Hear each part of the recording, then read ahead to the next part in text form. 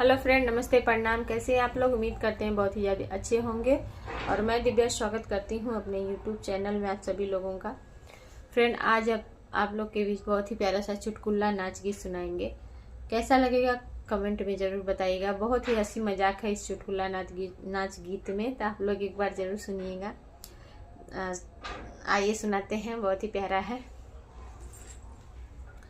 राजा जी दगाबाज मोर कहना न माने, राजा जी दगाबाज मोर कहना न माने। सास जी के माने ससुर जी के माने, सास जी के माने ससुर जी के माने। मैं MBA पास मोर कहना न माने, मैं MBA पास मोर कहना न माने। राजा जी दगेबाज मोर कहना न माने, राजा जी दगेबाज मोर कहना न माने।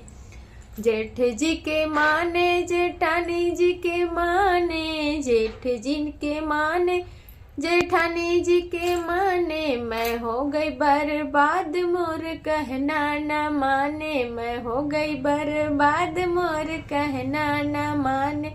राजा जी दगाबाज मोर कहना न माने, राजा जी दगाबाज मोर कहना न माने।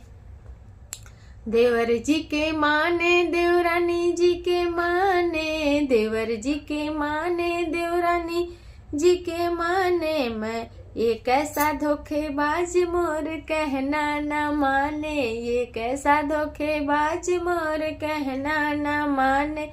राजा जी दगेबाज मोर कहना न माने, राजा जी दगेबाज मोर कहना न माने।